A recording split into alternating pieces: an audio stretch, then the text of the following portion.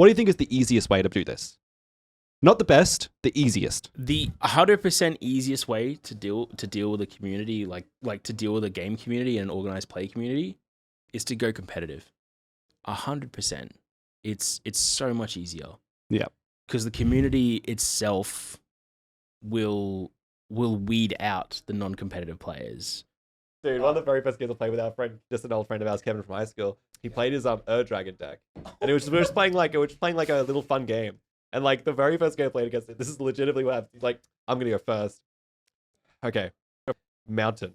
And he goes, oh no, oh no, and like puts his hand like in his hand. He's like, oh, I really screwed that one up. I'm like, all right, hey everyone, welcome back to another episode of From the Vault. I am Dylan, and I am joined by Trent. Hello, welcome back. And behind the camera, as always, is Connor. Hello. Today, we're going to be talking about organized play as we have another chat. But before we do, make sure you like this video, subscribe to the channel, and get the bell on if you're watching on YouTube. If you're listening to us on Spotify, make sure you follow us on the Spotify app or the Spotify for podcasters. That's right, we're on Spotify now. We are on Spotify. And it looks really good. Yeah, it does video as well, yeah. Mm. Anyway, on to today's episode. Which is? Talking about organized play, or OP, as people. And what does OP or organized play mean for those at home? It basically means like structured events running at locations, like tournaments. Right? Like tournaments. It could be organized play is also casual, so it could be just running an event where people are playing a certain game. Yeah, but normally they'd be in like rounds and such, right? Yeah, sometimes. Yeah, okay, interesting. Yeah. So, yeah, organized play, for those that don't know, organized play is essentially any tournament, any paid event you play at a location. This could be, a commander night at your local. It could be a multi-round Warhammer tournament that you play at a tavern. These are all considered organized play events. What we wanted to talk about, though, today was about organized play from a store's perspective.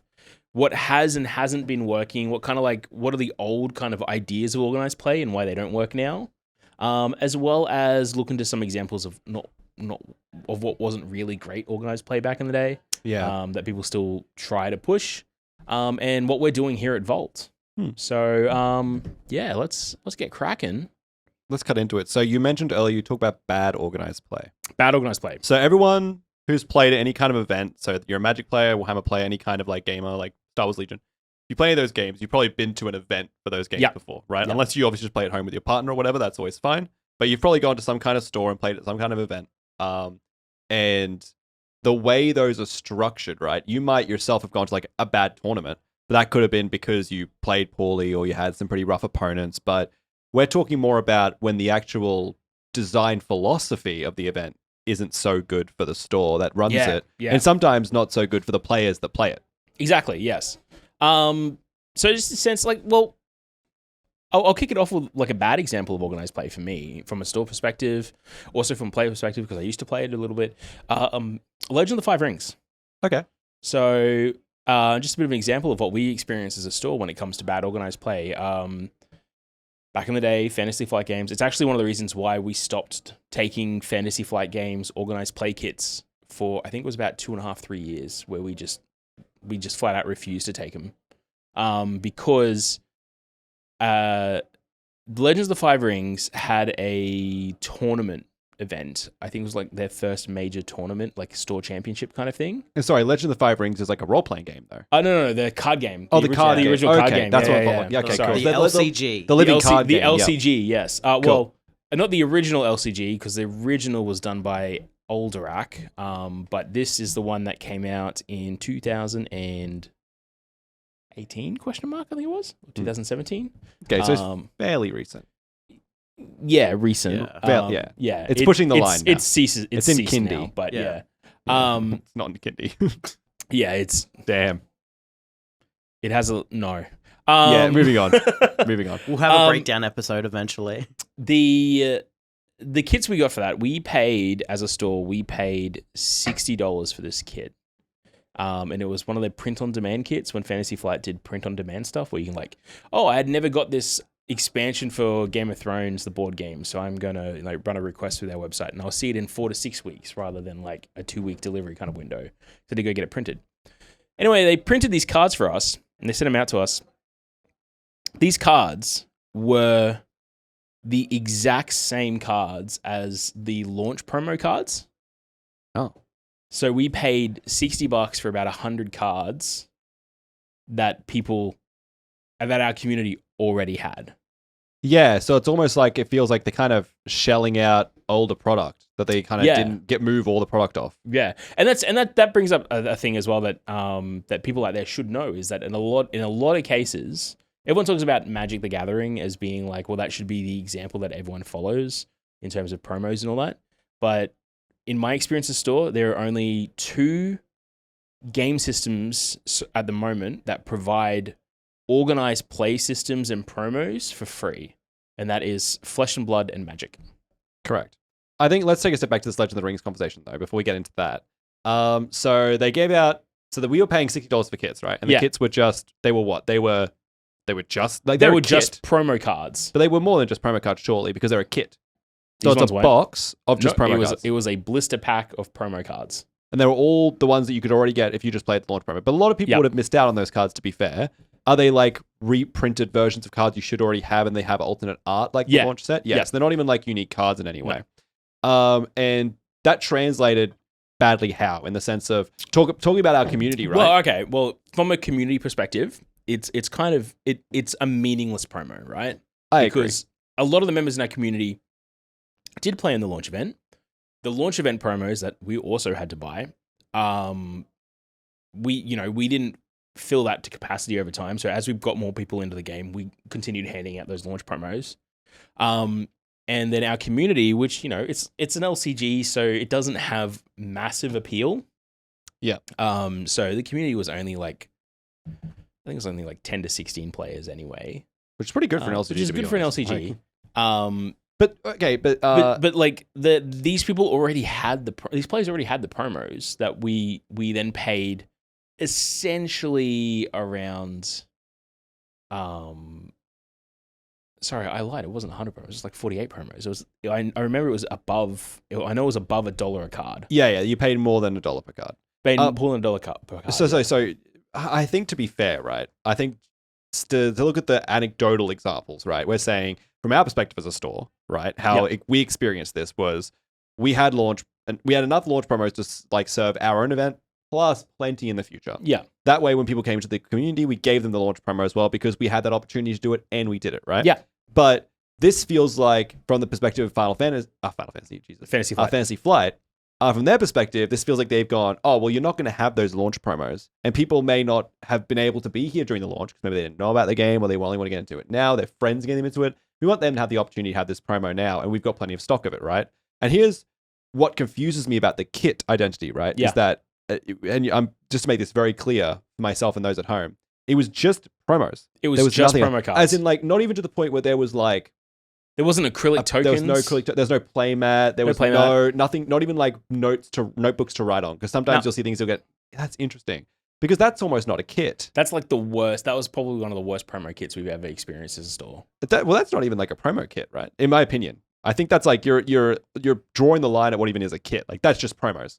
Yeah. Right. A kit to me is like a toolbox is a form of kit because it comes with a lot of different things that you can utilize, right? Yeah. A kit requires more than one thing. It's that's how I look at that. So if it's just promos, it's not even a kit. It's just a box of promos. Yep. That's wild. Yeah. That's wild. And the fact that they're not even new promos. No. Because we'll get into the Magic and Flesh and Blood in a second, but I just want to talk about other games that we've received kits for in the past that have both been and not been successful. So a big one that's been very unsuccessful for us as a game is Warhammer Underworld. Yes. Right? Yeah.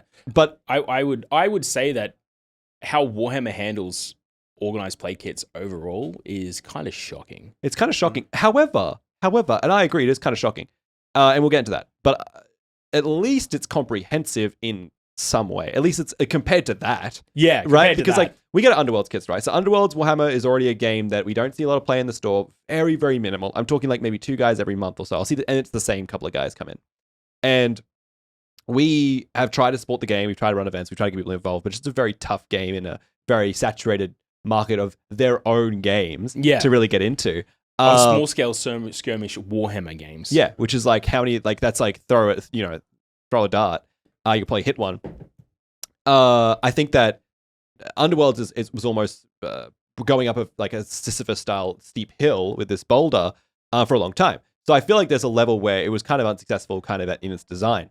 However, the kits themselves, right, came with promo cards, which were like, they were reprints of objectives that you get. They had acrylic objectives. No, sorry, I mean the cards. Oh yeah, they were reprints of the objective glory cards, yeah. the glory scoring cards. They reprinted objective cards, and they had acrylic tokens, which we'll get to that as well. And acrylic tokens. They also had like little notepads, and they would come with.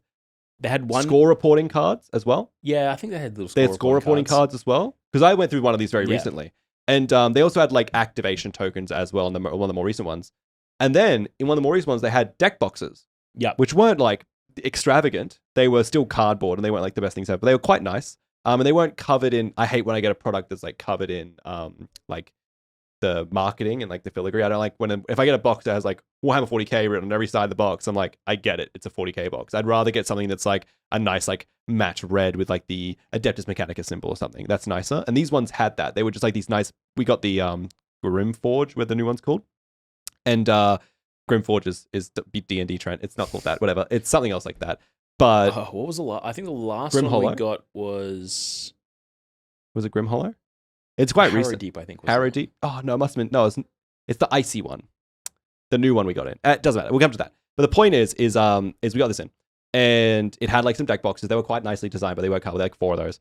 And then it came with like a trophy for the winner. Yeah, which was interesting because for me this is the great Warhammer dilemma, which I've never understood. Right, is like it comes with a trophy, and the trophy is like a black obsidian kind of colored little plaque, and then it's got like the winner on it. No place for a name or anything like that, but that's whatever. And then it's like a shard of glass. Yep. With an engraving on it that says like Warhammer Underworld's first place champion. Season whatever champion, right? And it's the most derivative, like boring looking thing. Oh yeah, if you look up at a trophy catalog, it's like modern shard. It looks modern like acrylic shard number 4. It kind of looks like it was from Amazon, honestly. Yeah. It kind of feels like I could buy it at like $15 on Amazon. It was really, they're really rough. And I was looking at this trophy like, what's going on? Because, I understand that not everything could look like the Golden Demon, right? But I look at the Golden Demon, and I'm like, now that's a trophy. If you have that up on your counter, somebody will go like, whoa, what is that? Like, what did you get that from? X. They see like a glass shard. They're like, okay, I guess. Like, this is a company, right, that does promotional miniatures for a lot of their stuff. Like, signing up for Warhammer Plus gets you unique miniatures. Getting like you'll get like the unique Lieutenant Titus from the new box that's coming out. You'll get like these unique miniatures every so often. Even like store anniversaries, they'll do like a unique miniature for that. There's even celebration miniatures that are short run, like the Red Gobbo one that just came out. Absolutely, like I think not Tigerius, but Uriel Ventress was like a anniversary. A celebrations miniature as well.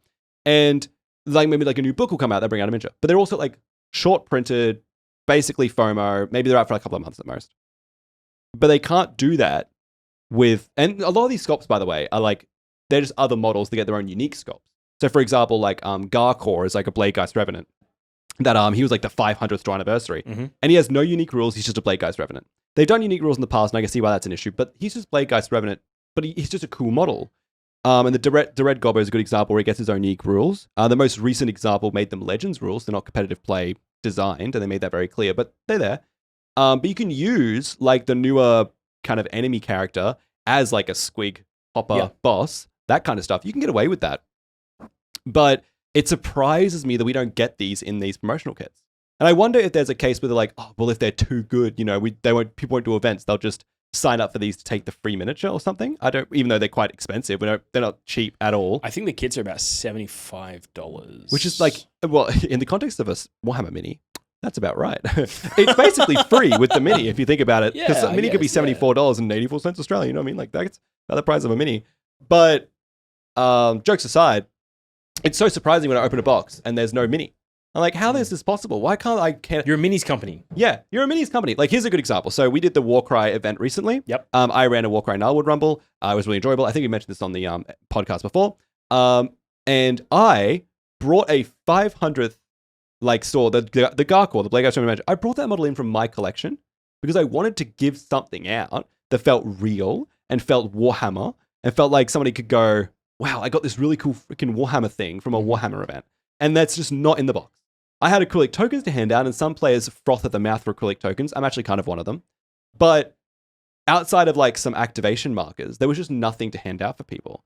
And it's like, I had to go, look, no, I got to bring in some kind of miniature. I got to bring in something. And it came out of my collection, but I was fine with it. But I wasn't even using it anyway. But it just, that's how crazy it was to me. Yeah. So you talk about shocking organized play kits. Sorry, just bring it back to the point of the discussion. Like, there's a lot in there, and you could tell somebody out there built this with a bit of care, but they've missed the point. You've missed the whole mark. You've missed everything I would come to. Even when it comes for. to the Warhammer organized play kits, we pay $75 for these kits. That's Australian, so like $50 US. Yeah. But we pay for these kits, and there's also like there's nothing telling us what to do. Yeah. You know? They give us this kit, and then there's a sheet in there that says, oh, you could run an event. Go do whatever you want with it. You're like, yeah, but could you tell me how to run that event? Like, it's just like, run the event, have fun. Yeah. Like, okay, but if you give me a structure to work with, then I'm going to promote your game for it, right? Like, this is a kit that's meant to be like, it's meant to be a way to bring people into your game, as well as bringing them into my store. So I'm taking it's a minimal financial risk, but I'm taking a financial risk because realistically, if I'm paying $75 for this kit, it's like a copy. It's like 2 copies of Catan that I know will sell. Yeah. So like, I every purchase. This is a whole business thing. Every purchase you make in a business is also removing the chance to purchase something else. Correct. So that's called opportunity cost. And I'm spending opportunity cost on these prize kits. I need to know. And you're not selling these prize kits for reference. That's why there's that's the other side cost. of it too. Is you don't sell prize. You're not selling them, OP obviously. Kits. And you're not necessarily going like these OP kits are not supporting the event in any way. Like, it's not like, oh, but if you get this OP kit, then you're selling, like, let's say you sell to 12 people at $20 a ticket, then you've covered that. And it's like, no, that's not true at all. No, like, that's just a piece of it. We mentioned in the last podcast, which you can find, that the events aren't just the cost of prizes and the cost of OP kits. They're also the cost of rent, the cost of staffing, the cost of marketing. Yeah. Like, pre-release, I still got to drop $100 to $200 advertising, social media advertising, to make sure those events sell out. Exactly. So there's all these other costs associated to running an event that it's just not as simple as, oh, you paid back the kit, everything's cool. But let's, like, I agree. But let's even think about it from this angle as well. And that's totally true. But from this angle as well, like, the OP isn't what's even selling the event in the first place. Yeah. Right? People are not going to the event because they want these things in the OP kits, because these OP kits don't offer them that thing. No. If these OP kits could offer them that thing, then all of a sudden there's a layer where it's like, oh, we would sell more tickets, first of all, obviously, if people really want these things. But you would make some argument of like, oh, well, that's going to make you some extra money because it's pulling people in. And it's like, no, this is just like a cherry, I guess, on top. But it's also like a candy cherry where it's like not very nice and it's barely edible, but it does exist on top of this thing because they're just not very good kits.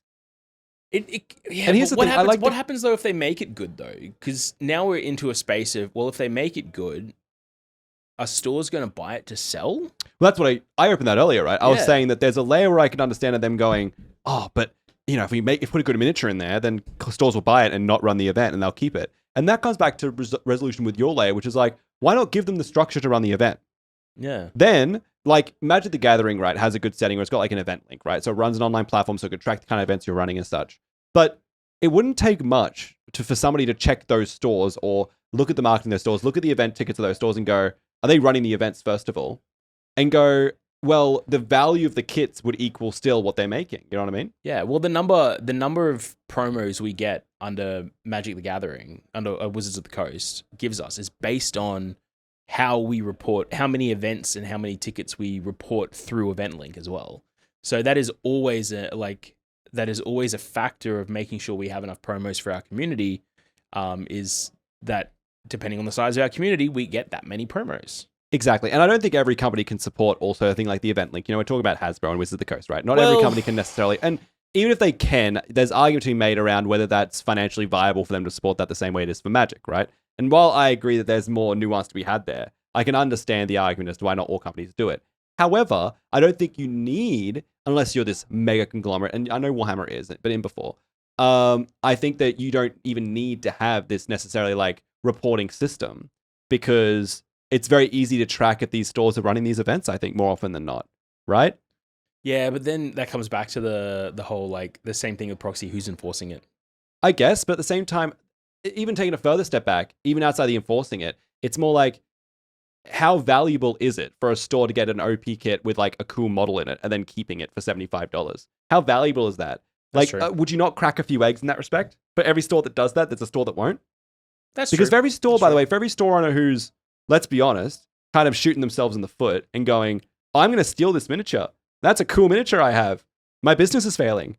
For every store that does that, there's a store owner who goes, this will sell me 6 more tickets. Yeah. I can promote this freaking cool model and have it at the front of my marketing. Look at this really cool, unique model. Come along to an event and you can score yourself it. Because here's an important one, right? This is another layer, and we'll get into this competitive conversation soon.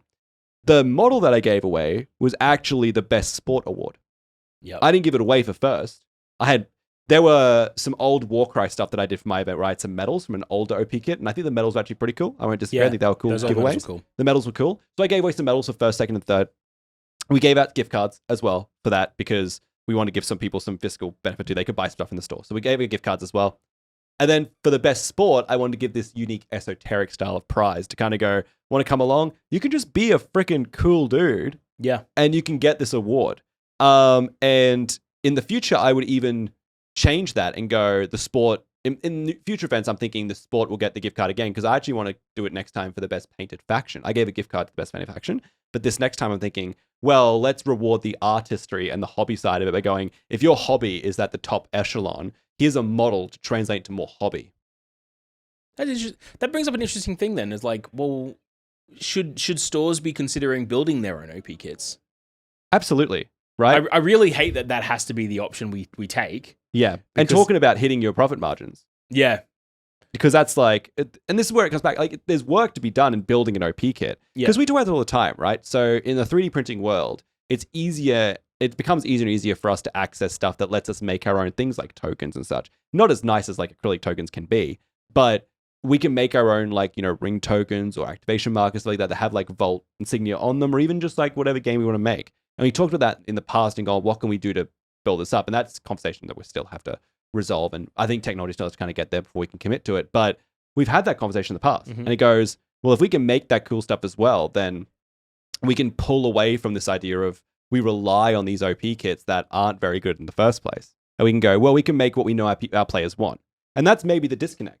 Whereas like the company like Warhammer, the company like Magic, the company like, well, not Magic, but we'll get to why. Companies like Warhammer, companies like Fantasy Flight might just be so disconnected from the actual physical play of their game that they think this is genuinely the best way of doing it. They go, from a mass production angle, it's so much easier to just hand out acrylic tokens. And obviously, our players will want that. There's possibly an argument to be made against like, oh, well, if you're the kind of person who plays Warhammer at home, here's a model you'll never get. Yeah. And then what'll happen is scalpers will go to events and they'll get these models, or they'll buy them off a store or something.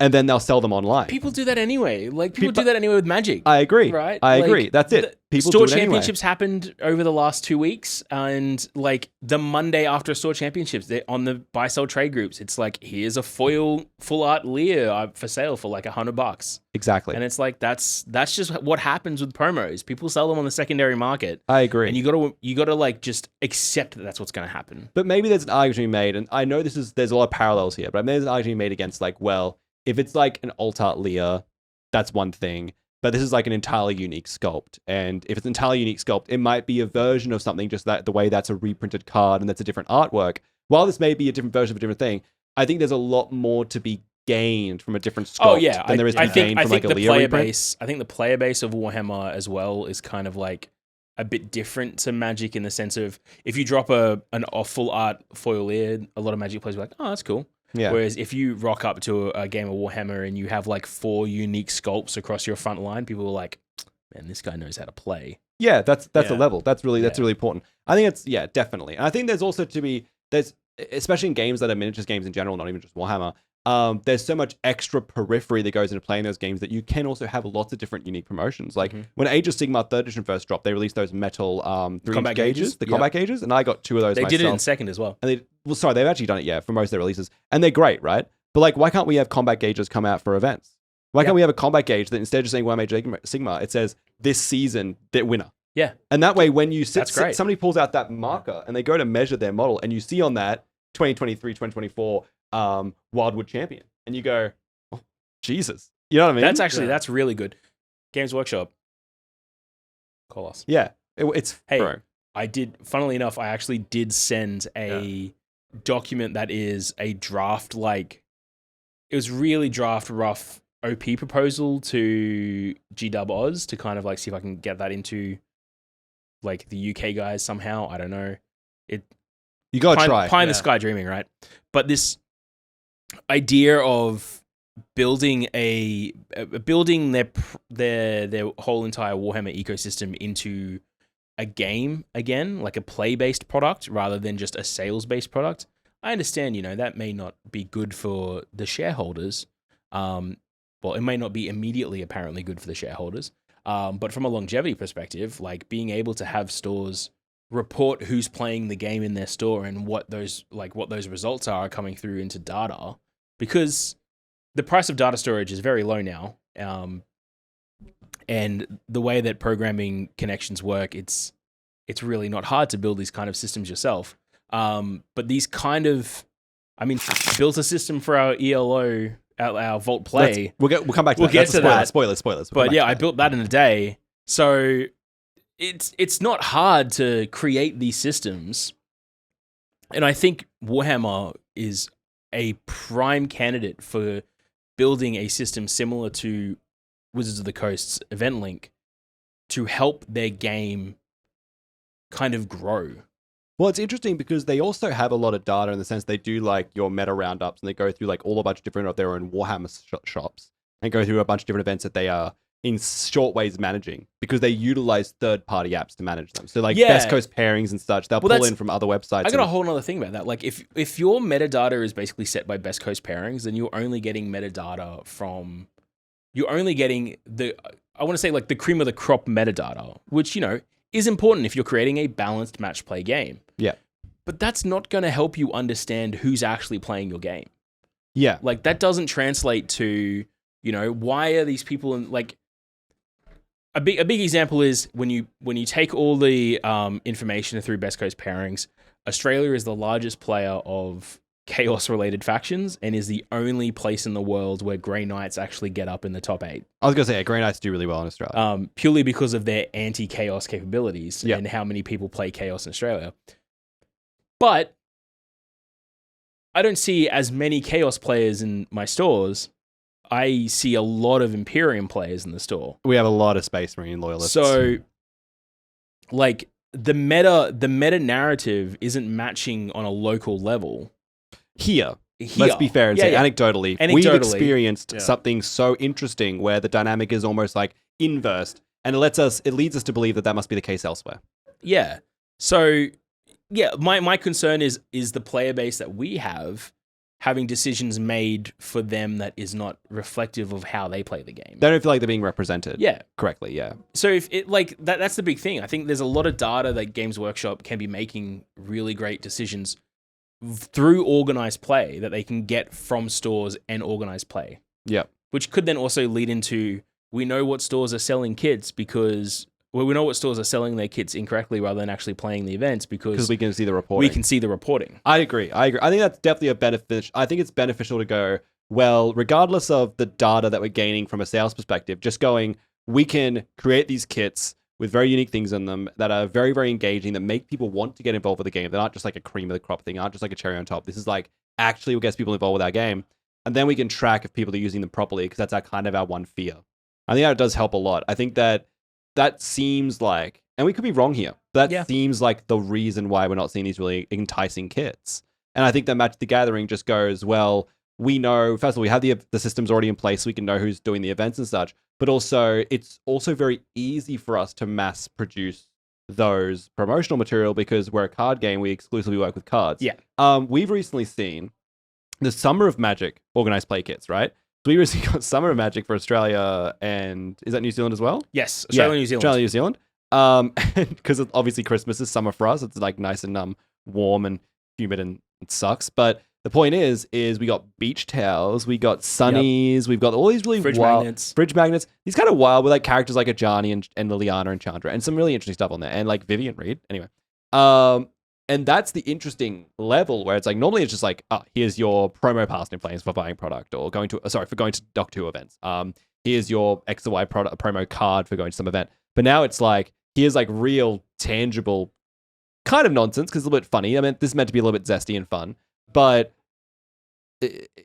this kind of a very interesting and engaging thing. And I think we've gotten a lot of people who go to at least our first event was like such a huge hit because a lot of people were like, "Wait, get like a beach towel? That's like kind of cool. I want like a Summer Magic beach towel." Now I have a problem there because the Summer Magic beach towel was a blue beach towel with the big Magic symbol and it said Magic Summer Festival, whatever, 2023, and it was just the kind of logo, and it was all just kind of branding, which I think like they showed off this beautiful artwork of like a Ajani on the beach. That's the January towel. See, there you go. See, so I think the first towel we got was kind of like a little bit too branding for me, and I would have really liked to see that January towel. So can't wait to see when that comes in and how much branding is on that as well. Because the design kind of went to the wayside for that. But either way, it was still a really cool thing, and I think that that's a good example of the kind of esotericism you want when you're making these like promotional kits. Get people involved by having things they really can't get anywhere else. There's a place for kitschy stuff like that, but I don't think it's something that you can always do. No, like of course if not. we were doing beach towels as promos through the whole year of Magic, like it would get boring very quickly. And again, you also lose the essence. It's not really about Magic anymore. It's kind of about summer. I agree. Like beach towels and fridge magnets, right? We've hit like a really strange situation. I think that's a good example of the kind of extremity. But I don't think that having like a cool miniature is so different to that, right? Because I don't think that having a really interesting miniature in a Warhammer like a Learn to Play kit, an organized play kit is not as enticing. I feel like it's even more enticing. I feel like getting more people into the game. Yeah. Now, again, we can talk about it a few times where it's like, well, you have this kind of FOMO of this kind of like, well, if you don't go to this one event or these two events, you're going to miss out.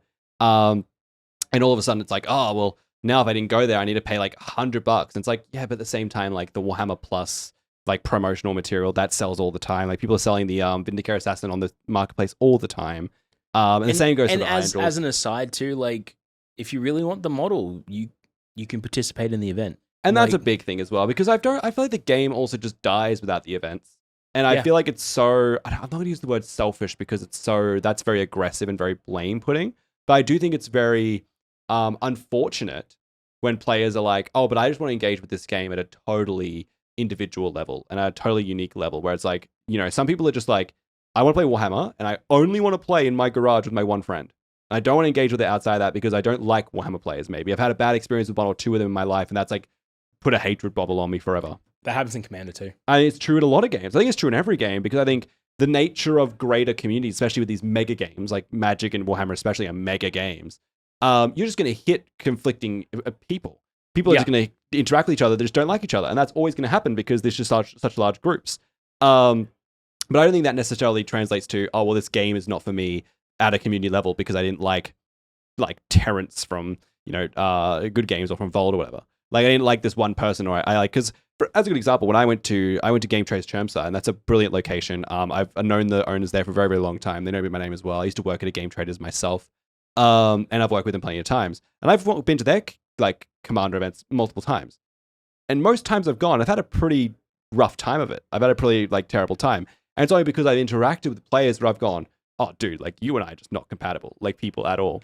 Whether it be because they're really heavily power gaming, or they're there just for the game and they don't feel like they're engaged with it at a human level at all, whether it be this. But I separate that from going, oh, well, that's not community play as a whole. It's also not the fault of game traders necessarily. There are arguments to be made around how you interact and engage with your community, and how you structure organized play. What's that? Community management. Exactly. There's an argument around community management, and I think that there's some work to be done there. But that doesn't change the fact that I go, well, this doesn't mean that I don't like Warhammer a Commander at a competitive at a Community organized level. play level. Yeah. Sorry, at an organized play level, at a community level, at like gameplay, at like a store level. I don't like that now because I've had these bad experiences. Either way, to roll it back to those kind of players, it's like your game that you're playing, this version of the game that you're playing, only exists because of that version of the game. That version of the game is the essence of the game, which is bringing people together to play. And just because you're in your own space going, this is how I like to play, doesn't mean that this isn't necessarily how the game should be designed for. This is what the game should be pandered towards, because this is the bloodstream of the game. So, if that makes sense. I don't know if I'm just like rambling. That makes sense. But I think that, and talking about this organized play, is that a lot of games just seem to be missing that mark. Yeah. Is Look, what we're coming back to. organized play has always been hard to get right. If we go to the good examples, obviously, Magic is one that we constantly talk about. Magic has a long list of promo cards. They obviously, they can manufacture them for cheap. They do send them all over the world, and I think they do them based on hubs, regional hubs. So all the promos get sent into a regional hub. Sometimes there's errors. That's okay. They get fixed. And like I said earlier, they're based on how many players we have run through our system. So generally, we end up with enough promos to support the player base. In some cases, if they're really like sought after promos, like the recent Lotus Petal, our allocation is based on our numbers, and because we have a high player number, we have a high allocation of those, even if that allocation is quite small. And let's say also, sorry, I'm going to jump in quickly, and this is also, we're touching back on the whole stores can just take the stuff. Like in the context of like something like a Lotus Petal, right? Like if you're okay showing the information, how much did we pay for those Lotus Petals? Nothing. There it is, right? But each Lotus Petal we could have sold for $40 Australian. 35. They were priced at $35. They were at the time. Yeah, we now they're could 40. have sold them for $40 Australian, right? Privately. Yeah. We could have taken them to people that we knew in the community and gone, hey, here's your cut. You sell this to us for us, not through the store, and then you move these on to people. We would have made absolute bank on 48 Lotus Petals. That would have been free money, right? But because of Magic's ability to track that, and also, I think more importantly, our like true nature as a store and our want for the community to play in our store, and we want them to have access to these promos. Because again, we could have easily just been like, oh, there was a logistics issue, it didn't show up. Can you send us more? We could have been like, oh, I'm sorry to this event, we don't have these promos right up. But we didn't. And I think that, sorry to jump in. I think that's where it comes back to. If you track these things, you don't worry about this nature of what if they just sell them or if they don't use them properly. There's also the other side of it too of WotC has like an email address set up purely just for people to report promo misuse as well. Absolutely. So, but again, if you find a store using promos inappropriately, investigations at wizards.com. Yeah. By the way, if anyone watching it's very this, important. We'll put that link down below in the description. I don't know if we will. Who knows? We will now. But then also, Put I'm the going to say graphic that Flesh and Blood came out of the gate with a really strong organized play policy. Great organized play. Organized play kits. I want to say organized play kits because I also have a problem with their organized play system. Well, sorry, that's as well. So we love Flesh and Blood's design of that. That was really good. Like the play mats, the promos. Sending them out to stores. Setting the standard of how they're handed out, I think, was very, very good at informing the player base that what promos were available and where they were available. Yep. As well as making it clear to the stores how they should be using those promos as well. Making it clear to the stores how they should, yes. The problem I had was they explained to the general public how they thought that they should be used as well, because down the bottom of every article, they're like, by the way, stores can hand these out however they want. We recommend doing this. Yes. And a lot of that promo structure was based around competitive price structures. It's what we would call top-end competitive structure. Top-end structure. So it's designed in a way that benefits those who are coming first at the event, second and third. People who are playing very competitively and placing and are there to win these prizes the prize are designed for. And this is true about a lot of games. And this is what I want to get into very quickly as well.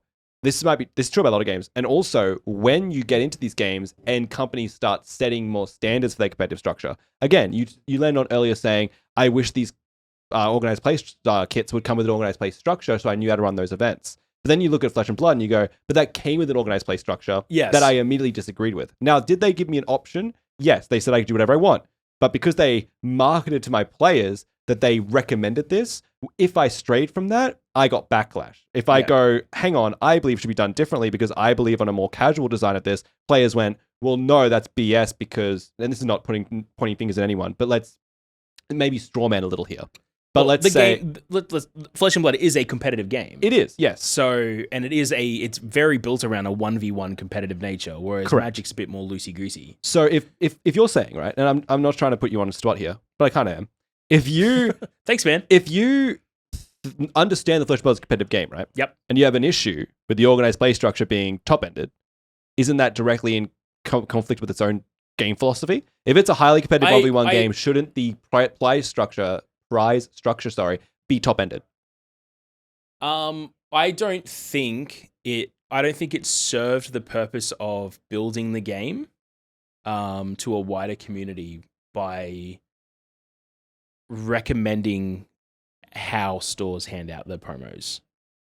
I think if they gave us, even if they gave everyone a list of, this is the promos that are included in this kit, this is what you can win at your local store, very much the same that Magic does. These are the promos that they're handing out, and these are the events that you get these promos at. They never once list how. I think the only thing they list the hows is the store championship promos. Yes. But they're also like on the promo as well. It's like top 8. Top 8 first, yeah. And participation. But we're not talking about like also the larger events where those promos need to be top-ended because that's literally the game at that level. Like a store championship, for example, is going to be a competitive event. It's going to be a competitive event with top-end pricing. We're not confused there. But a Friday Night Magic draft, I get given X amount of promo packs and X amount of foil promo packs, and I can hand them out however I want. Yes. If I want to hand them out top-ended, I can. If I don't want to hand them out top-ended, I can do that as well. Correct. But in that sense, you're not given the structure. In the sense that sorry if I'm getting things confused, but you mentioned earlier that you wanted these games to give you the structure, so you kind of understood better how to run these kind of things. And while we understand Magic very well, so we don't need that structure necessarily, not having that structure feels. It's not the structure for the prizes. I want the structure for the event itself. Okay, so because draft is such a defined structure, we know how the event itself runs. Works. We know how Flesh and Blood works. Yeah, the prize structure is secondary. We can always work that out ourselves. But when you throw a kit of even a Warcry kit, and they're like the game's like you can play 2-player, you can play 4-player, you can play this kind of stuff. But those games do have a match play system. Yeah. So the games themselves do have a system that says this is what a tournament looks like, especially in the context of Warcry, where in the core book it says this is how you actually run a Warcry tournament. It actually says that in the core book. Maybe that's a bad example. It didn't say that in the core books before this one. That's true, but that's kind of getting a little bit awkward there because I think that growing pains. Let's be fair and say that currently, maybe that's just like a problem that's been resolved in that specific game.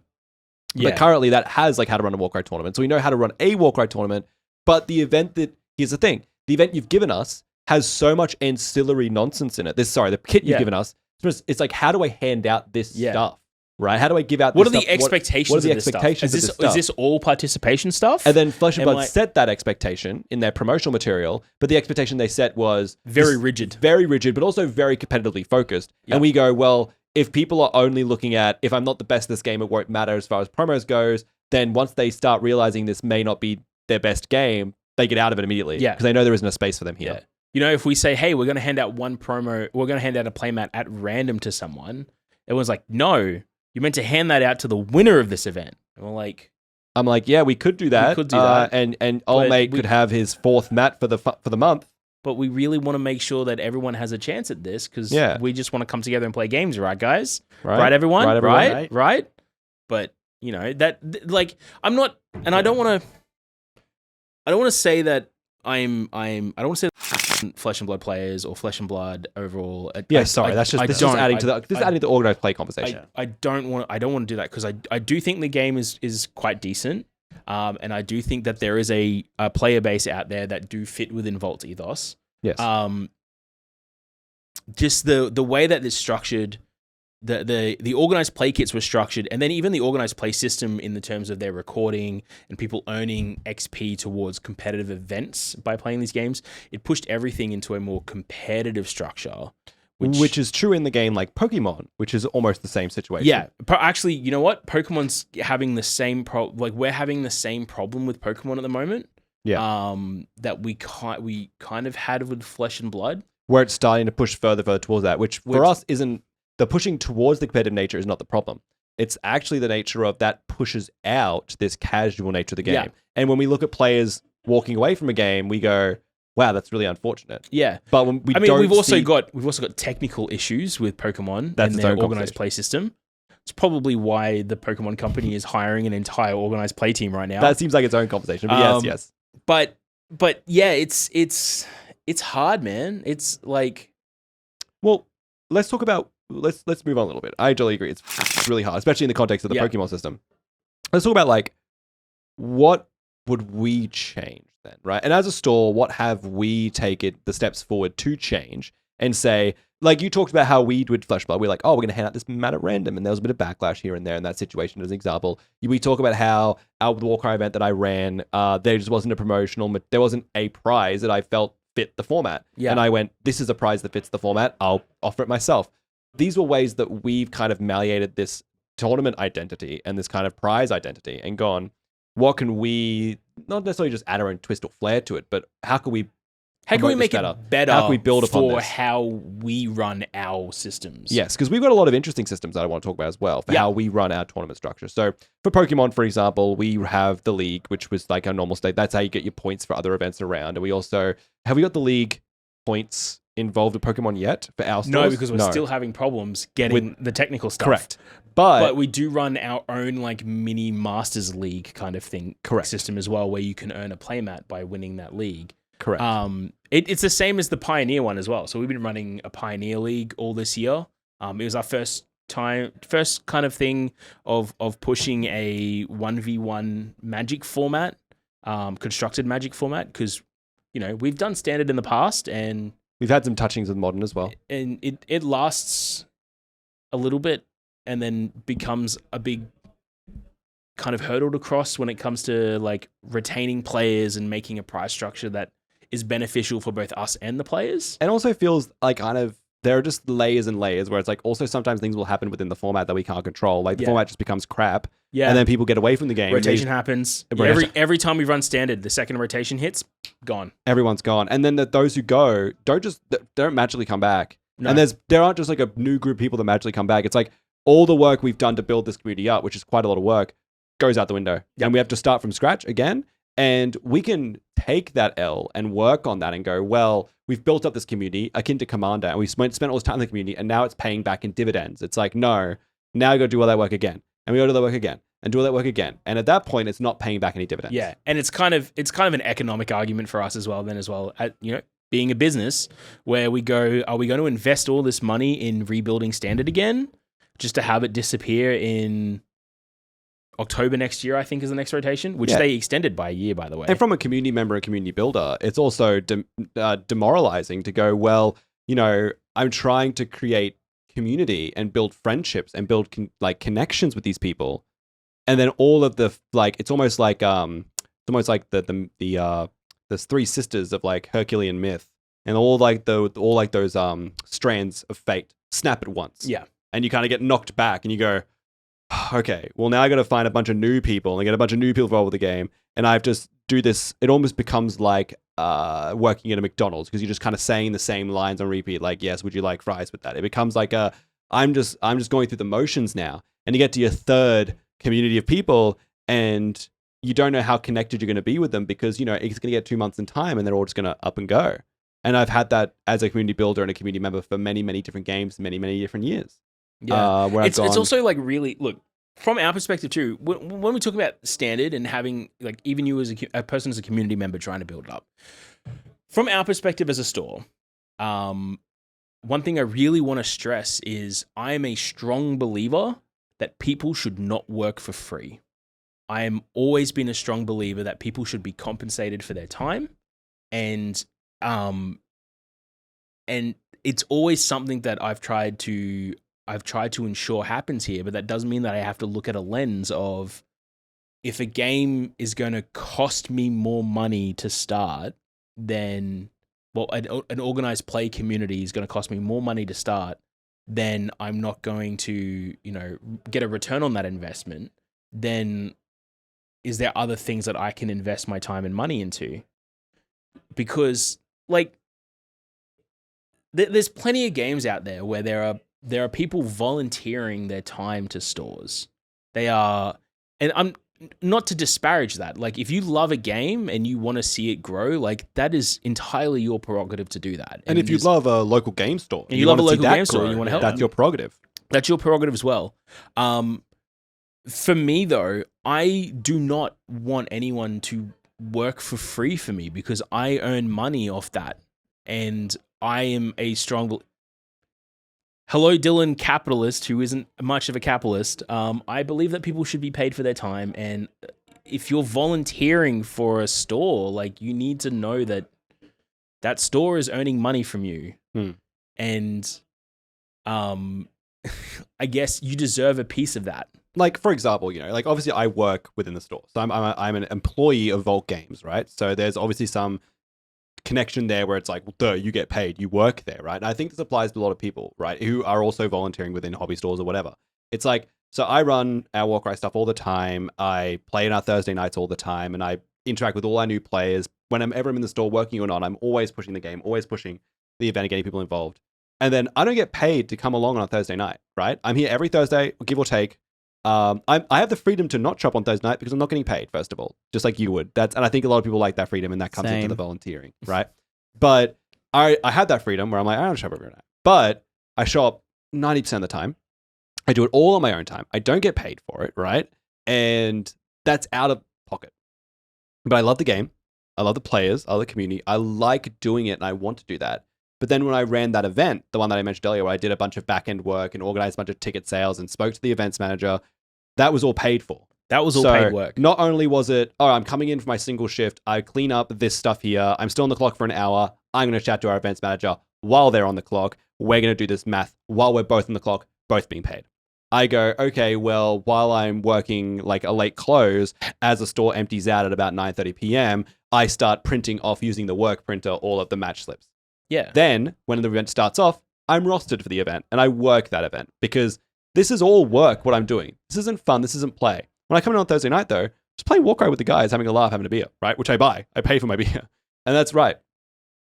But that's where I'm also drawing a line as well. It's no, when this becomes real work, and some people I've seen out there consistently through my whole life, running the kind of events that I've run being paid for it for free. And doing so much work for that store for free. And again, I just don't want to imply that we're disparaging that and saying you can't help out your local friendly game store. You need to be paid for everything. But that is a form of bad organized play, right? Yeah. Because also, here's the thing. The store should always be liable as well if those events don't go the way they should. If somebody out there is running this store's event and they're doing it off their own time, off their own cusp, and they're the one doing all the work, and the store's not really represented there, and the store's just holding the space, that person can make kind of major F-ups, can kind of do whatever I can't say do whatever they want, but things can go really wrong. And that person can just go, well, I made the mistake. If you're volunteering if you're doing volunteer stuff for a store, and an incident happens, like a box falls on your toe and you break your toe, guess what? You're not covered by work cover. No. That's all on you. Maybe you can get some of their public indemnity insurance, or public liability insurance, but that's a bigger fight than you have to pay for. Yeah. And that's the thing. But it's also and that kind of public indemnity insurance as well, that's another layer of work for them as well. The store as well doesn't want to have to go through that and start paying out their insurance. Yeah. Because of what's happened to you in that respect. They have cover for their own employees for things like this. So when you're in that situation, if you were employed, you would be covered by definition. And that's what we're saying. You're not. So there's also layers like that. And it also comes back to, the store is not incentivized to focus on building the events better themselves if somebody's just willing to come in every week and do it themselves and willing to come in and do it all the work themselves. Yeah. The store's not incentivized to have their own staff supporting that, their own staff trained for that, because they've got some guy coming in once a week and doing it. And I also have a problem with how that skews the perception of the events. Yes, it's a really good point too. So there's an element. Yeah, look, I made this decision to make sure people are paid, and now I'm going to go whine about it. But the reality is, This sucks. This sucks. The reality is, events cost me money by paying people. Really? And it's the wages are the biggest expense of a store, hands down. Always have, always will be. Sorry, biggest non-stock expense. Obviously, a margin of less than 50% means we spend a lot of money on stock. But wages are always the second cost after stock in any business, particularly in Australia. If you're watching this in the US, hello. Hopefully you get a minimum wage at some point in the near future. But in Australia, we have substantial minimum wage requirements that lead to a life. I'm not going to say it's not a livable wage at the moment because of cost of living at the moment. That's affecting everyone around the world. But And if you're from the US, like, how's Popeyes? Sorry, I've never. A lot of people talk about Popeyes in the US. I've never had Popeyes. Is it really that good? I've heard only like the most crazy good. I've heard the opposite. What? Yeah. I've heard. See, You know what? I want to. You know what, buddy? We'll try it when we go over PAX Unplugged next year. We'll try it. We Yeah, go to PAX Unplugged, which I'm learning about now. December next year. December next year. Oh. We'll try Popeyes, bro. Yeah. Jack in the Box. And the only way we get there is if Jack in the you Box? subscribe to the channel, Like and get the subscribe. bell on, and share this video or podcast with your friends to Yeah, make please. it big enough to warrant us going to another country. Yeah. So as you were saying, But yeah, it skews the realities of events, right? So there's a couple of major events that we run. Like, there's a couple of major events that we've been in talks with as well, where we do our calculations. We work out, what's our per square meter cost for the space that they're taking up, what's our wage cost per hour, and the event runs for so many hours, what's our total prize costs, what are the taxes associated to this as well, and transaction fees, what is the end result of this event and what it's going to cost us, and then what does that translate the ticket price to? And then we go, cool, all right, so it's a 9-hour event and the ticket price is $40 per person. And then we get a response of, oh, people pay $40 for a multi-day event. And you're like, yeah. well, even then, I played at the 5v5 teams event, right? And it was $100 tickets per player. It was $500 a team to play at that event for 2 days. So even if you look at that number, you go, well, How many players were at an event? there were 26 teams of 5. 26 teams of 5, so it's 130 players. Yes. 130 players is 13 grand at $100 a player. Yes. So 13 grand. Yeah, they made some money. Yeah. Well, that's it. But But then, to be fair, in that respect, they made money to put into the next event to run the next one, and that's because what you got to pay the money comes from. deposits. You got to pay deposits, and that's where the money's going. But I'm not to say that they're trying to But anything. But the point being is in that the sense of like even a store, right? From a store level, you're looking at things like, oh, I don't want to keep using it, but Flesh and Blood. One of the biggest like pain points we had near the end of its organized play life in our store was that we weren't providing the same prize support as other stores. But we were providing prize support up to break even on the event. correct. And when we investigated further, we found that the stores that players were pointing to were like, hey, you should be providing extra boosters based on how this store does. But those stores had volunteer labor. They Correct. weren't paying staff wages. Like, if you're not paying the second largest cost of your business for an event, your event's going to be cheaper, or you're going to spend that money on more prizes. And it just becomes like, it just becomes frustrating for us because I need to explain that to people. Then it's like, yeah, look, I understand. I mean, even when people ask us if we price match for certain stuff, right? We go, well, we don't price match. Our prices are already usually lower than recommended retail. We don't price match because all of our staff are paid the grade wage that they're meant to be paid, and we don't do volunteer work. Yeah, yeah, exactly. I think that it's like, and the context is also price matching as well. It's just at the end of the day, the context is different. At the end of the day, we're just a different store. The context is different, and this is how much the money make. This is how much it can make us to stay afloat. End discussion.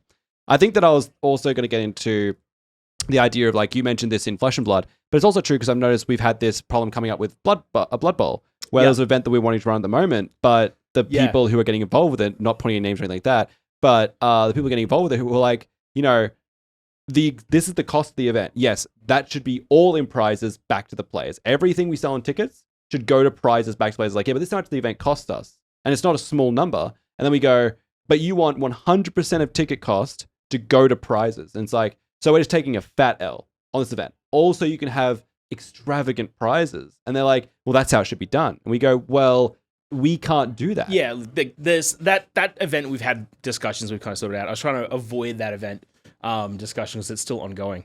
Well, of course, I'm just saying, sorry. But I'm not to put any flame on anyone, but I'm just saying that we've seen at least that mindset prop up in a lot of the other games. Yeah, and a lot of other games, yeah. Even Warhammer's hard. Like, Warhammer's really hard from an organized play perspective to justify for a store.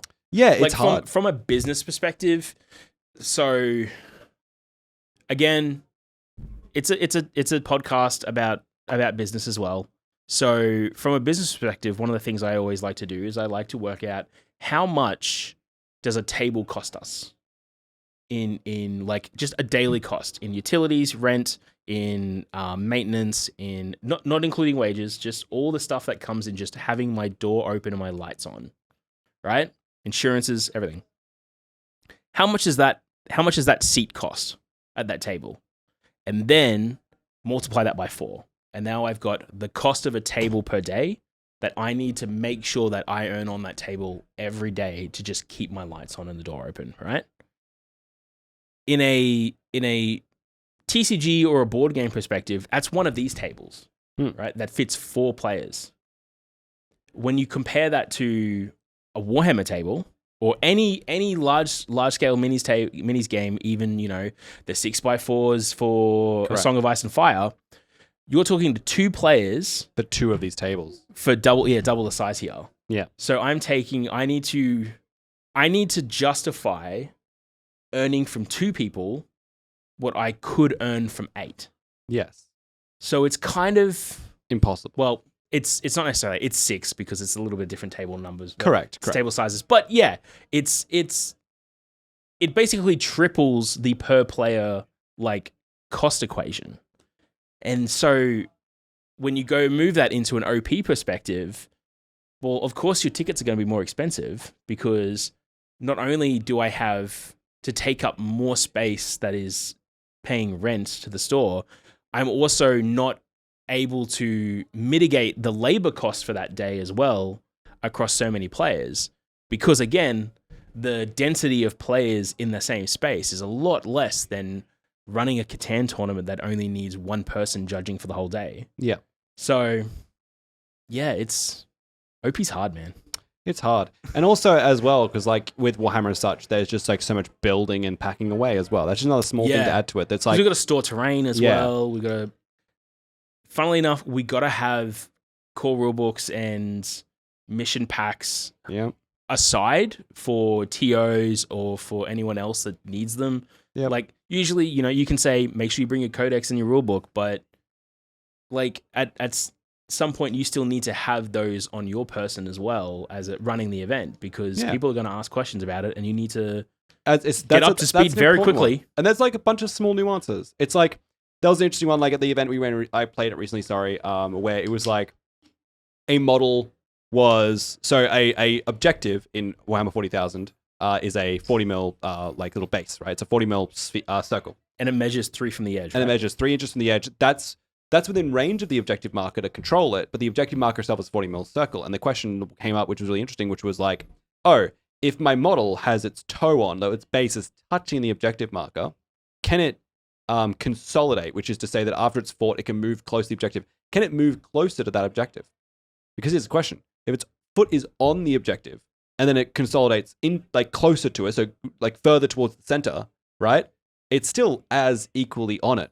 Yeah. It hasn't gotten more on it. Because the 40 mil is the objective. But then the argument, well, the rule is that it can, because what you need to do is just measure from the very back of the model. That part of the model has moved closer, legitimately. Therefore, even though other parts have moved away from the base because they've gotten closer, but some parts moved even further away, that has moved closer. So in some truth, it has moved closer. And that's nuance, that experience need, that you need experience to answer, which again is cost. Yeah. Because that's not only someone that is running the event, that's investment of their time that they need to pay off as well.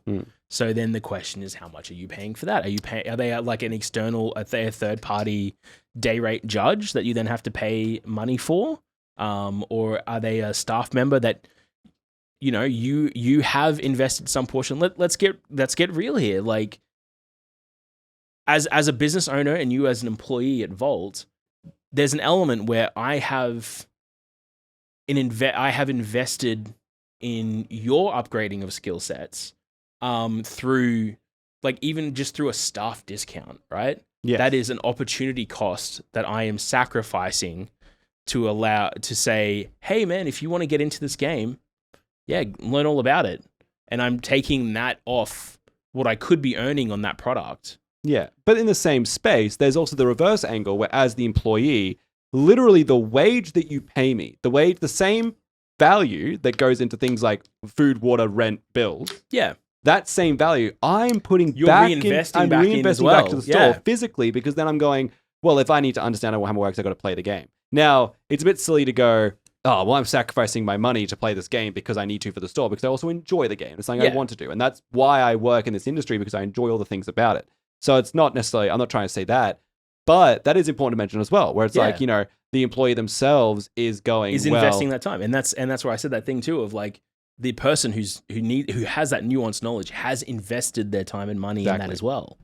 Exactly. And again, they shouldn't be volunteering that. Yeah, true. Well, okay. Now let's build up a little bit further, because I want to build upon something you've said earlier, which you were talking about how, like, you've got the tables and there's a certain amount of people on them and that cost you money, and you got to work at your cost first, you know, benefit. And the idea of, like, running a Warhammer event or any miniatures event where you've got, like, you know, we have to separate 16 tables just for, like, 16 people, right? Because one table per person, let's say, which we just don't have, by the way. We just don't have 16 tables. Let's say you take 8 tables, right? It's borderline impossible to navigate. It's borderline impossible to justify taking 8 of our tables away, setting up 4 tables of Warhammer stuff or any miniatures game stuff to have 8 people play, because of how much that's offsetting, right? How much of the cost we could have made, that we would have made, that we're no longer making. That's the other side of it too. Again, and that's why that equation is made of how much do I need to earn from this space on a per day basis, because that's the opportunity cost that I'm missing out on as well. Of course, but this is what I want to say is that that's absolutely correct. When that makes it hard to justify, borderline impossible to justify. That's why we don't run a lot of events like that. However, there are ways that we can navigate that, right? So, for example, every year at the end of the year, I run the Age of Sigmar League, right? And the league is kind of differently designed, where I set up a Discord channel where people can organize their matches, and then you have a app which tells you your pairings for the fortnight. And over the course of that fortnight, you come along to our store and you play organized with your opponent at some point in that store in that time. So over the course of those 2 weeks, yes, we have taken up, you know, say there are 8 players. That's 7 players with this league. Actually kind of a quiet one this time, usually around 16 people, but this is a quiet one. We have 8 players. Overall, yes, those are 4 tables over the course of the fortnight we have taken up, because those players needed them. At least, sorry, I should say 8 tables. 8 tables. But because it's stagnated and because it's like broken up. Staggered, listen to me. Staggered, thank you. Because it's staggered and broken up, what ends up happening is those other events and those other, like, board games and stuff, they're not so impeded by this. It's not like a whole day where no one can come in. It's like everyone can still do what they need to do. Cost is significantly reduced. And we actually do that with a lot of games. This is what I want to talk to as well, where I was talking about this earlier, or at least trying to bring this up earlier, where I mentioned, what do we do to kind of change up the organized play structure, and this league structure, something that we do quite a lot. Yeah. So not just that, we've just introduced, and you could bring this up, you can talk about this now, but you landed on this earlier, this MMR thing you've designed, this MMR like data system. This allows us to offset this kind of problem. Yeah. So what did we introduce as far as our So- miniatures games are concerned? So it's primarily just for miniatures games. Yes. It's what we call Vault Play. It's like a ranking system. It's based on the ELO chess scoring system. Basically, everyone starts at 1500, and then when you play a game, you play against someone else who's in the system, and you earn points based on your win, based on the difference between the scores, right? So if you have a high ranking and you're versing someone with a low ranking, if you win, you're going to go up by a little bit, and they're going to go down by a little bit. If they win, they're going to go up by a lot, and you're going to go down by a lot. And it basically allows the entire like group to kind of work themselves into a ranked structure. The big thing about what we do with this system though is at the moment there are no prizes associated to it. It's just for fun.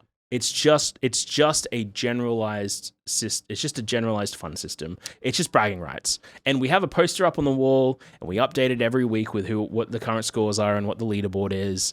And it is just purely for bragging rights. Because we're also cognizant of, I don't want to say anti-competitive in that anti-competitive play, but we try to push a more casual aesthetic to gameplay. Yes, but we also understand that there's a competitive element to these games by definition. Yeah. And having that competitive kind of the fun layer of competitive where it's like this doesn't mean anything, but it's nice to have a name on a leaderboard.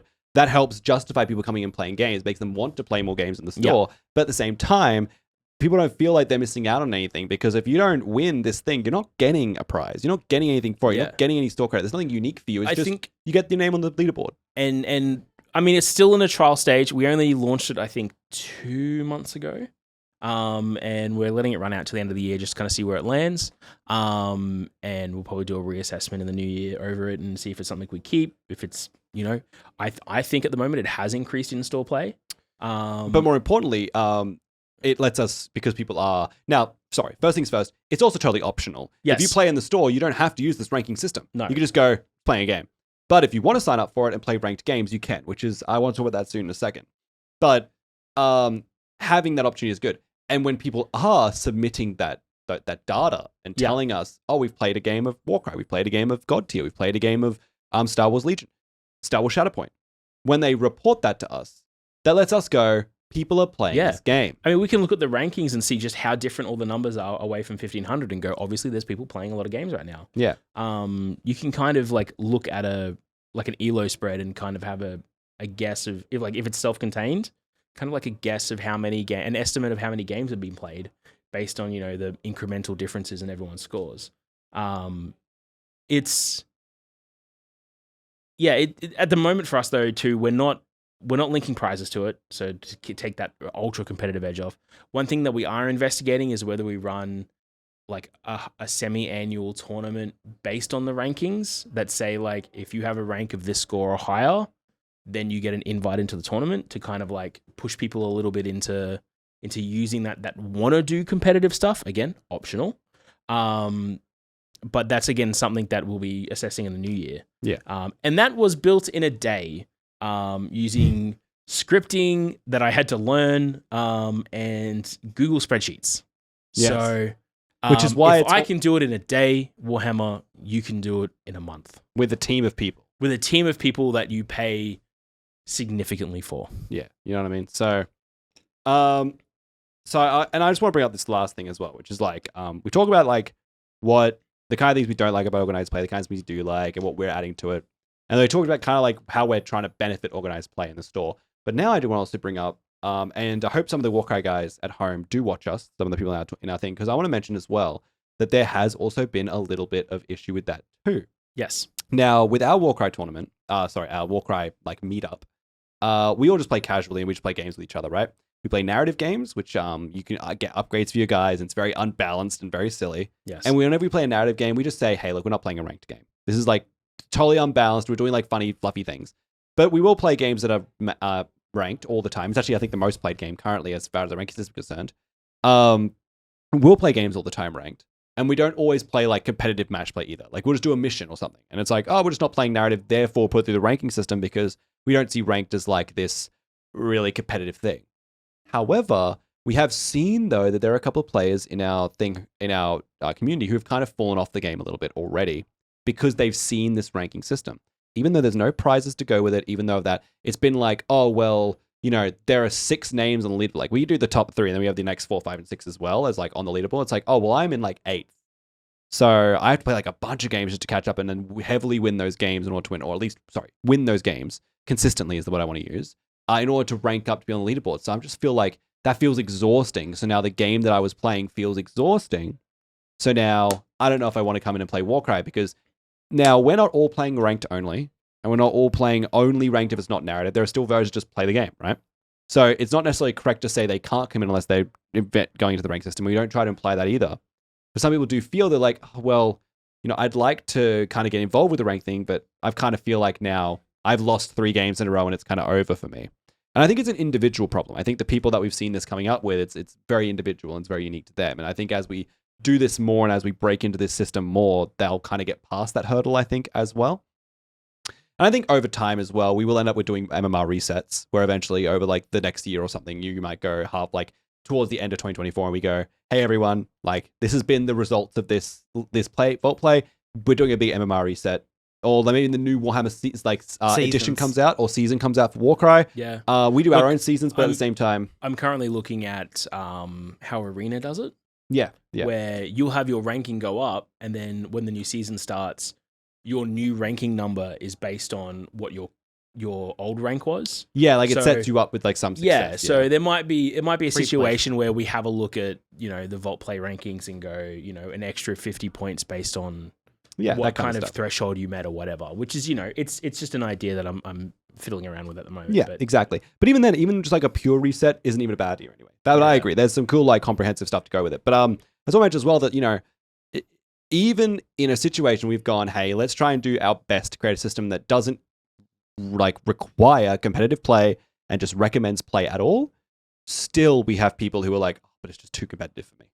So I think that there's layers where you just can't beat that sometimes. Sometimes in organized play, you will just have players who are only there for the competitive edge, and you'll have other players who are not there for that at all. And at Vault, we have a lot of those players who are not there for it at all, which is fine. That's what we want to kind of harbor. And we love the competitive players too. We love you, Jason. We love the competitive players too. But point being is the players that are so averse to it will always exist. And the players that are exclusively there for it will also always exist. And you can never kind of to both of them. You can never, it can never be about both these people. It has to kind of go in a direction, and the other party will always make some sacrifices for that. And I think that it's so hard to juggle because communities rarely find a way to do that. I think a lot of communities in a lot of games will often take steps back from a game before they make those sacrifices. I think that's just a factor of communities. Yeah. Like it's because communities are so diverse, so wide ranging. Obviously, some stores will, I want to say, like, distill their community into the ultra competitive side of things, which, that's a part of their community management system, their community management structure and plan. And for us, our community management structure plan is more about making sure everyone has a chance to play the game. So let's wrap up, right? Yeah. That's a really good point you've made there. I want to just build upon this and ask you kind of a question here and say, what do you think is easier? Like easier, right? As just the word there. Yep. Is it easier to go, well, if we cut out the casual, if we cut out the flippant, is a good word for this, players, and we just focus on the hyper competitive, we know they'll get enfranchised, we know they'll play the game, we know they'll keep each other coming back. If we just focus on that, is that easier than trying to cater to the kind of group we try to cater to, this kind of greater group of people? And as a third point, is it more difficult, or is it borderline impossible to cater to that casual experience of player who's like all just there to have a little bit of fun? Because there might be a nature of like a flippant already of just like, well, if things don't go right for me in this game, I'm just out of it anyway because I'm really casually on this game. What do you think is the easiest way to do this? Not the best, the easiest. The 100% easiest way to deal with a community, like to deal with a game community and an organized play community, is to go competitive. 100%. It's so much easier. Yeah. Because the community itself will will weed out the non-competitive players. You don't have to do anything. Yeah. You just build an organized play structure that's based around competitive gameplay, and the community itself will create. The community will create itself around that structure. It'll curate. And it'll curate it and manage itself. From the other side of that, though, does that work for a business? No. In my experience, competitive communities do not sustain businesses. Interesting. Um, And maybe we talk about that on the next episode. Maybe we talk about competitive communities and sustaining a business through competitive tournaments. Yeah. And that's something that I've always struggled with in the business. And it's something that you and I have butted heads on a lot. We've been back and forth about this a lot, I think. Because not so much recently, but I know definitely a year ago you and I had like some very heated discussions about it. I think that there's still... And I do agree. I still think there is a place for competitive players in the community. And more importantly, I want to say, I think that they're... Without getting into things that happened very recently, I still think that we disagree on how our structure and competitiveness works. And it's the same. Look, for me, it just comes down to we're going to manage it as best as we can. Are we going to up? Yeah. Every so often. And it's going to happen and things are going to go wrong. And the only thing we can do is identify that, get feedback from the community and learn from it and adjust going forward. Yeah. Because to us, the biggest thing for us is not necessarily to have an entirely casual community. It's to try and cater to a community that is broad, and finds how they want to play. Well, just on the point you said earlier, which is that a competitive community will just cut the wheat from the chaff and they will weed out those that aren't in their sphere. I don't think that applies to casual players. Casual players don't push out or weed out other players. No. Everyone's welcome. What ends up happening... You have to manage a casual community. You do. I think what ends up happening is the competitive players start to inject and get involved, and then they start to break away. But also, I would say almost procreate in the sense that the competitive players will start getting other competitive players in because that itches for them, and they don't have that same itch with the casual players. So they'll get that itch. They'll want to get more competitive. They'll bring more people in, which is good short term. But then long term, as Connor mentioned, they will break away. And when they start to break away, something's going to give. And when this breaks up, the tournament structure doesn't break up. The tournament structure, well, Commander is different, but the tournament structure doesn't break up. I feel like 9 times out of 10, when that happens to a community in a store, the store is what breaks. Yeah, oh, absolutely. The business is what breaks. Because what happened? Yeah, I shouldn't say store. I should say business. Well, here's the thing. Because at the end of the day, we are a store. We do have a community, but we are a business, and the primary focus of us is to make sure that we keep our doors open so that the community can keep playing. Yes, and I think to be fair, this is going to be a little more abstract, but I think also that while it's the store owner's responsibility, not necessarily even want, but responsibility to keep the doors open and be focused on the money, and be focused on the logic, and be focused on that. The reason we have such passionate staff who care about these games and people so much is so the staff don't have to focus on that. The staff who are running the events and the ones that you have the kind of first-person interactions with a lot of the time, they're not the ones who are like, I only care about the profit margins, and I only care about this thing. And not to say that you only care about those, but let's say the priority. My priority is not that. My priority is that you enjoy your event. Because as a staff member, and again, this is just very layman's terms, I would say, I get paid either way. If that makes sense. Yeah. In the sense of like, if everyone I can see is having a good time and I'm making the event run, and when I organize events, players start buying tickets en masse, I'm succeeding as far as I can sell. Yeah. And whether or not that's at a micro level beneficial to the business is something that I can interact with at a later date. It's something I can interact with in the future with my boss. Yeah, it's something that you interact with me on. All the time. Or even you interact with Ree, who handles the events here at Vault, and Jason, the store manager, who then also interact with me over what kind of works as well. Yes. And this is where I wanted to mention earlier as well, I was going to bring this up, and I'll just say it now, is also we use that term butt heads quite often when we talk about how we feel about these things, because you and I have these conversations a lot, but that's because we want to learn from that. That's because we want to translate that into action. We're not just like, oh, I disagree with you. And you're like, yeah, well, I run the place, so shut up. It's not like that. No, It's like, oh, hey, can I just put forward these grievances? And you go, okay, let me actually take that feedback and let's see what we can access that. And then sometimes it is also, and it's the butt heads thing, it is also sometimes where I go, hey, I have a grievance with this. And you're like, hey, well, here's my logic because I don't agree with you here. I think this is this. And I'll go, okay, but what about this? And you're like, well, what about this? And we'll go back and forth. And we usually come to some conclusion where it's like, we've both come out of it going, I'm like, okay, well, I understand your point here better. And you're like, and I understand your point here better. And then we take both those things and apply it to our next I should also say, Trent, that the Vault play system, as it's built now, I haven't really told you about it and all that, or told you about this and all that, but it's come about from those arguments we had. I say arguments, but those arguments we had. Debates better. Debates. Yeah. Discussions. Heated discussions we had a year ago. Angry, vitriolous spitting fights. Absolute toxicity. Yeah, disgusting. How are you still employed here? No, yeah, it's horrible. No, those heated debates we had over competitive play in the store a year ago, and how